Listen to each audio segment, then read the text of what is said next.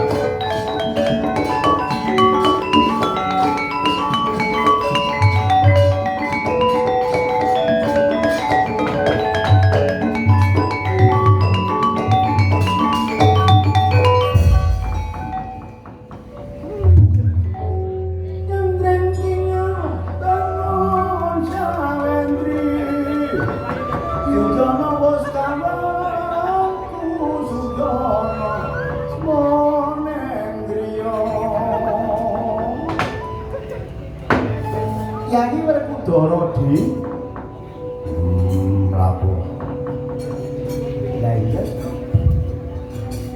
Iki mau umpama di temtokno wektune ngono majune Yayi Werkudara guru ngomong sak banyon kok wis kepayu. Iya, si iki. Aku mlayu doi balagan. Mongko pas semong ning Yayi Werkudara Ora bakal nyingkrih mati. iya. Lah ana lakon sing kaya ngene mau, aku lak lumpun. Mungsuhe ya gak setira edap-edapi. Tapi Apa Yayi? kuat jomplang Werkudara. Kuat jomplang Yayi Werkudara. Sopo sing kuat jomplang awake Werkudara aku kudu minggat itu kalah aku arek. Majune ya anakku Gatotkaca ora cukup. Majune si Antarja ya ora cukup. Sinambung patang putunging Gatotkaca lan Antarja sing nyambung patang putung Yayi Werkudara. Nyatane Yayi Werkudara kok ya ora cukup. Lah iki sing tak pikir. Wis mbuh ngono. Kok mboyo kowe? Wong perkara kok mboyo. Gunane ngopo dalam Pandhawa pas pinuju ana kene. Oh, ngono. Lah yen pancen Yayi Werkudara iku sing ngewongno pun Kakang. Aku duwe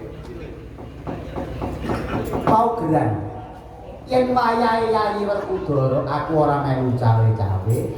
Yen aku sing tandang gawe Yayi Werkudara ora oleh tandang gawe. Kaya napa? Iya, aku sarujuk. Para wis tandang gawe, aku ora melu-melu. Iya. Lah saiki ganti aku sing tandang gawe, aja melu cawe-cawe. Karepmu. Lho wong karepku kok cita takono. Ya wis aku mandut. Oh. Sri Nalendra Bathara Kresna. Dupi pirsa Pandhawa ingkang kajodi Raden Gatotkaca Antarja. Ngedoi plagan Werkudara ngedoi plagan. Campur kelawan mate doyong seketik.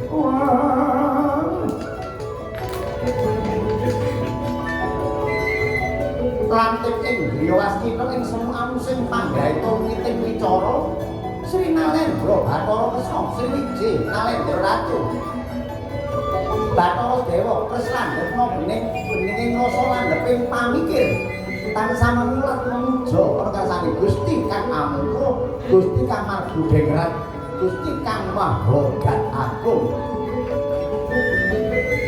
Kacarita ing mriku keniataning Sri Nalendra Bathara Kresna sedakep asta sareng tunggal sedakep to sampe makna tunggal kumpul kaya wong mati ngaten deklokane epek-epek sikil ditumpangno ana ing dengkul kang kiwa tegese Sri Nalendra Bathara Kresna suku sesih digantung mung sajuga kang nampak lemah. Ing mriku Sri Nalendra Bathara Kresna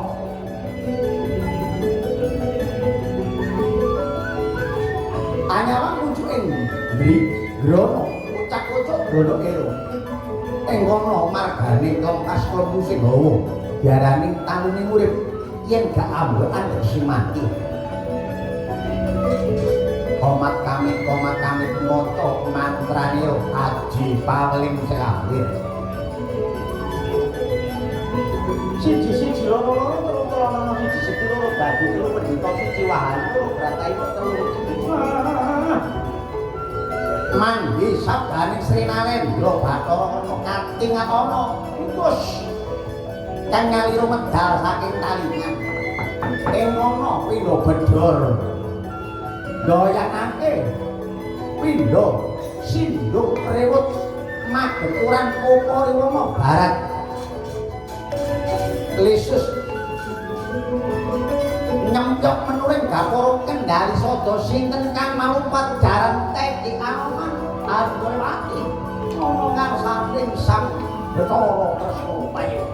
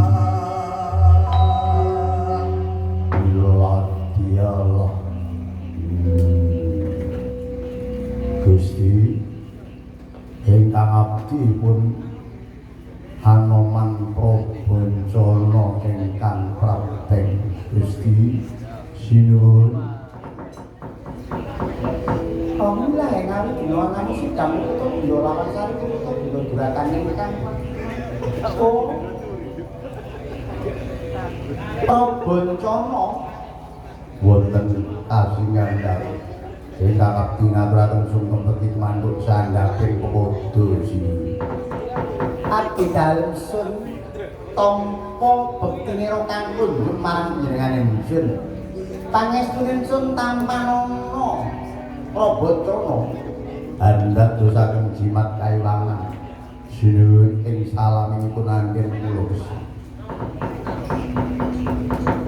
ana apa Anoman kok teko ana kene? Ana apa? Lho. Lah panjenengan niku terus pundi? Mboten panjenengan sing nekakaken kula mriki wae. Aku merasa tangkap. Apa ana wong sing tak utus menyang Kendari Sada? Nggih mboten. Lah kok Anoman ngarani Anoman tak tekakno kene? Lah nggih wancine adat saben nak nemo wonten umpa riwana sing ndungriwut madheng kurang barat ingkang dadi agenge nempuh witing Nagasari kaya kota-kota menunggu menika tondo Aji Paweling ingkang panjenengan sambat mekaten Anoman apal karo Aji Paweling lho nggih ya Mas Aji Paweling ngono ora sembrono angger tak gawe sembrono angger tak pasang ya. Yen ana piangko sing gedhe kae tak gawe. Nggih. Wonten bebaya menapa? Luru lagi ya. Sinuwun Ini bebaya itu sak temene biasa. Nanging kok yo ora penak. Mergo Anoman karo Bathara Kresna iki bebasan tan kena pinisah dalem sakrika. nggih wonten napa? Dipun belakaaken. Aku iku kaget ya. Ana negara Ngamarta dadak ana bedes loro ya. Sing duweni kulit putih, wulu bayi emas, jambe nom sinigar kaya Anoman, kaya temu Rose ya. Kaya sore temu Rose, siji rupane ginekit padha rasane. Lah, ana Anoman kembar iki aku kaget Anoman. Napa leres kula dikembari tiyang. Lah itu pikiran dhewe.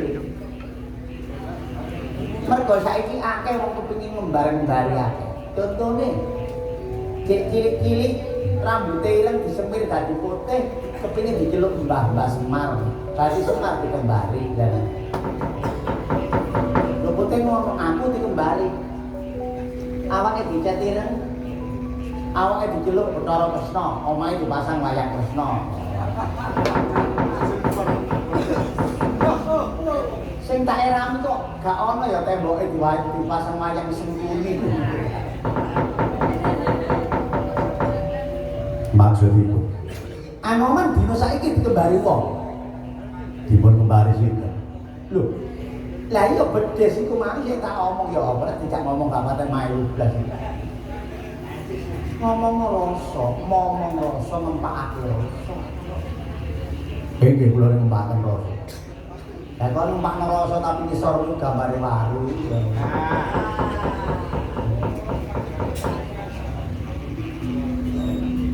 Estu kula kembali ya. Lah iki Anoman.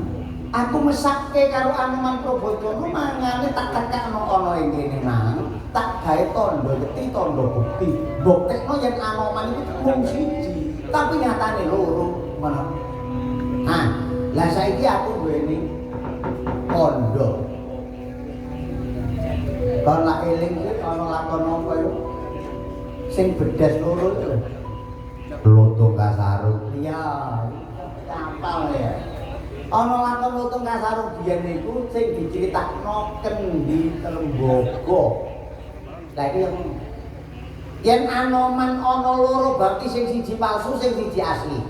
Lah kanggo mbuktekno Anoman sing asli utawa sing palsu, kon biyen tau dadi awakmu kok pepes sak kanting joli jamane goleki Dewi Sinta ana nggone keputren asukan negara Ngarpa.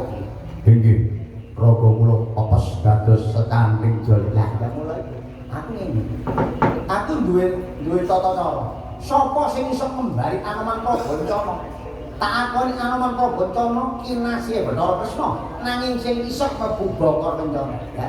Iso mlebu Kendi Pertula. Ya. Apa kon, apa sing kon? Ati aku gak iso mestekno. Apa nang ngarep kuwi Anoman asli, apa nang ngarep kuwi Anoman Cahya. Lah kanggo mbokekno iki tak bokor tak Kendi Pertula ana ngarepmu. Nah, nek kon iso mlebu berarti sing asli, sing gak iso cek digapuki karo Werkudara. Sapa sing gak iso mlebu Kendi cek digableki karo Werkudara. Lah yo ngono, yo Yayi. Aku mong jare gak melo-melo. Kok menang. Ya turu menang iki ae. Nggih, menawi kados ngaten kula sami. Ya, yen kaya ngono Kendi Pertula tak siap nih yen kaya ngono.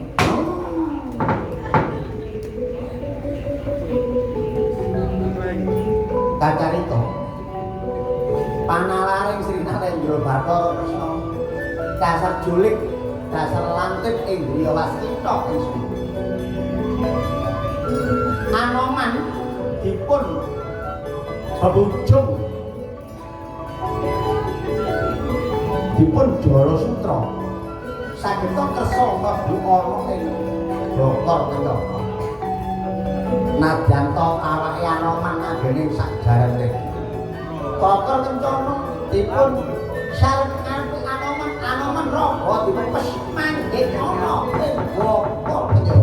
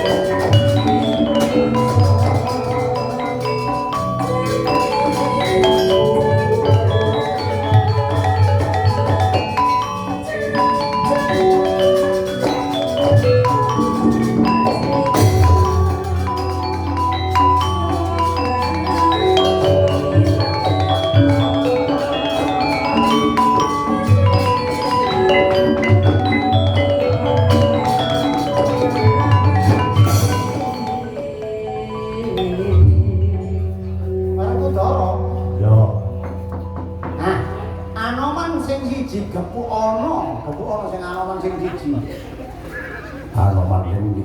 Lho, mangan Anoman nak loro, sing siji mlebu Bokor, sing ora iso mlebu Gepu ana. Lah ya Anoman sing ndi? Penggawean. Ya.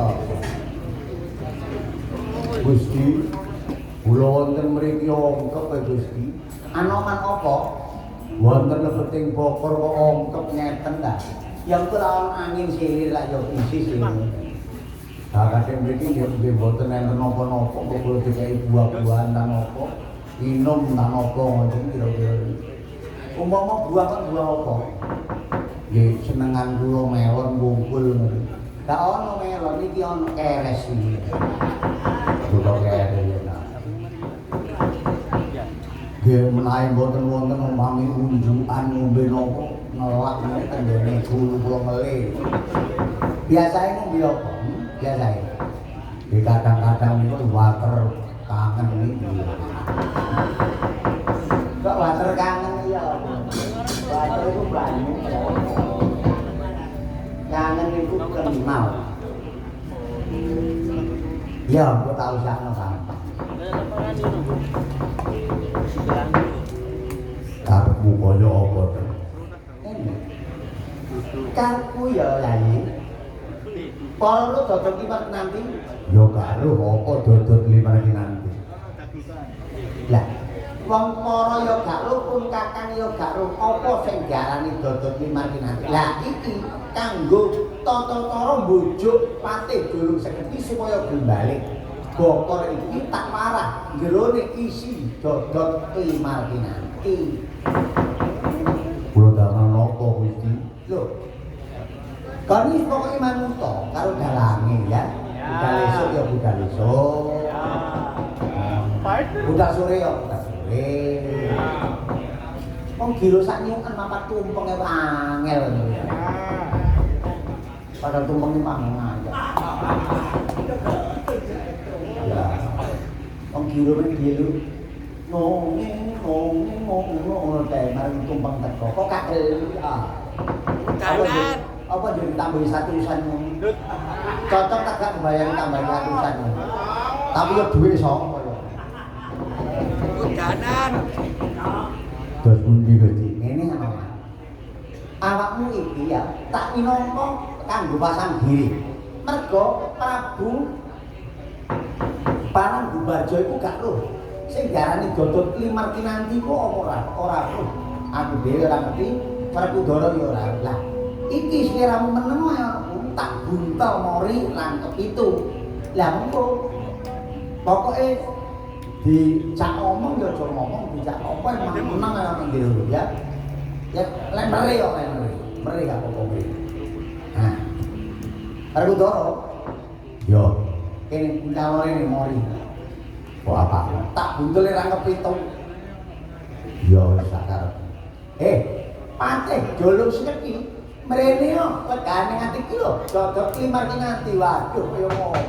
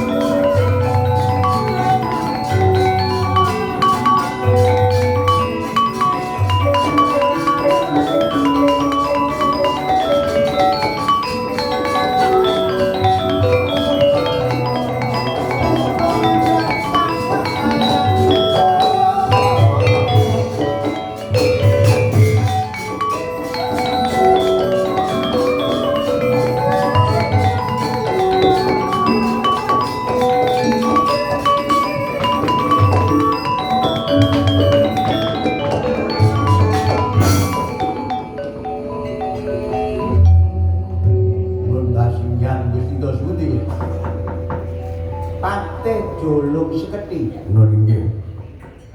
Sadurunge aku njaluk sepura ya. Njaluk pangapura.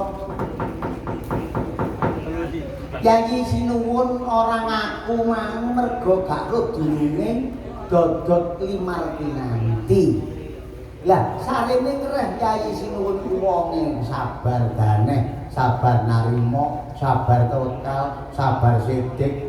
Gedhe dono tiyatu mrape wong liya, bareng dodot Limar Kinanti ketemu, kongon meneno awakmu kanggo usahane negara. Lah iki dodot Limar Kinanti ana ngarepmu lho Menika dodot Limar Kinanti.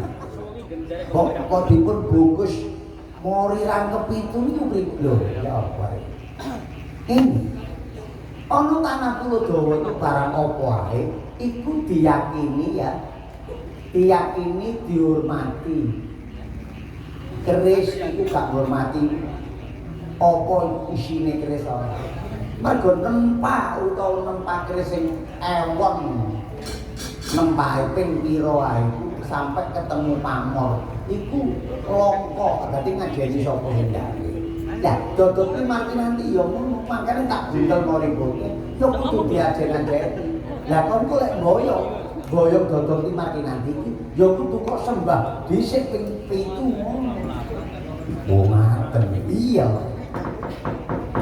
lah dodot Limar Kinanti iki nadyan to barang nanging mumpung kok senggol iso ngomong iso muni wong dodot Limar Kinanti iki urip dadi dudu barang sing ana pasar iki temenan dodot Limar Kinanti kok senggol ngono ya bengok kok senggol ngono ya ngomong gak percaya Inggih. senggol Topi kula singgah.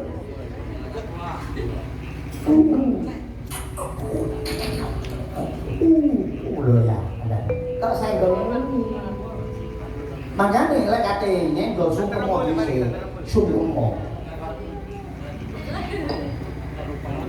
Inggih, menawi kados ngaten. Kula temriko dos pundi? lah kene gawon mulih nang gone kraton Negara Parang Kusuma ya aja dibuka-buka yen ana alun-alun sing buka gak oleh Patih Jolong Seketi mergo iki barang permono kanggo usahane negara sing buka kudu Prabu Parang Gumbaja ana ing alun-alun Parang Kusuma temen ya lek buka nyembah dhisik nyembah umpama rupa keris yo diambungi kerise ngono umpama rupa watu ya watune dikoping ngono ya dikoping karo ngomongi cilik ngene ya iku ana ya ngene ya dadi swara prewangan ngene lho ya digawe Inggih, menawi kados ngaten. Kula tampi kawontenanipun dodot Limar Kinanti kula boyong dhateng kraton negari Parang Kusuma. Napa niki boten kangge pertukon, boten kangge pertukon. Ya, ini adat saben barang kan permono apa iku bodho, apa pusaka, apa tumbak, apa keris. Yen cara kene iku mas kawin ya, utawa mahar. Mahar niku napa klapa cilik-cilik iku manggar karo kandhane. Napa sing wadahe ban kanan kiri. Oh, iku garbu mekar niku.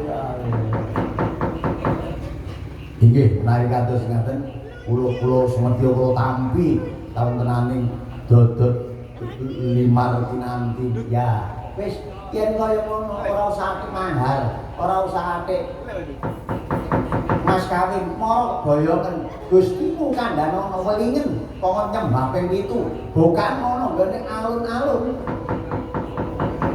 Parang Kusuma ana mangko boncor ilinga utawa aja metu-metu yen ora ana ing alun-alun Parang Kusuma. Wah menawi kados ngaten kula waya matur kuning mangkul waduh negaraku oleh tombo.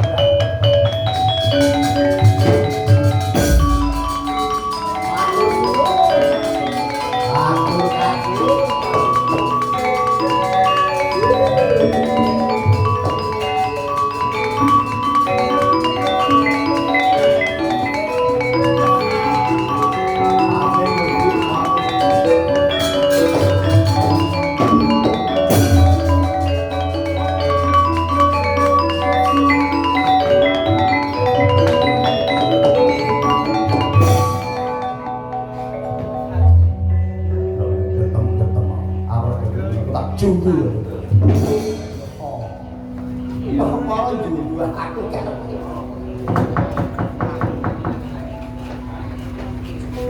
Ya ono ae. Ngene ya. Kabehku okol iku kalah karo akal ya. Mangkane lek duwe arit kudu sauntale. Lah, duwe pikiran kudu gawe ngakal. Makine ngono. Ya. Tak akal sing kaya ngono mang para ya gak ngerti dodol primer kinanti ku apa. Hah? Iya, aku gak ero. Nah, ini wae. Anoman tak pasrahe mlebu bokor kencana yen dibuka ana negara Parangkusuma ben ngerti sakpira kekuatane Ratu Paranggubarjo. Yen mu tak ngomong mlayu kebat mulih menyang negara Ngamarta. Paring ora?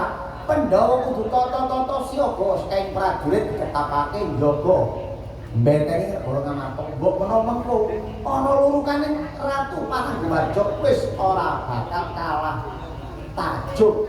Yo, yen kaya mangkon matur nuwun Bathara Kresna wah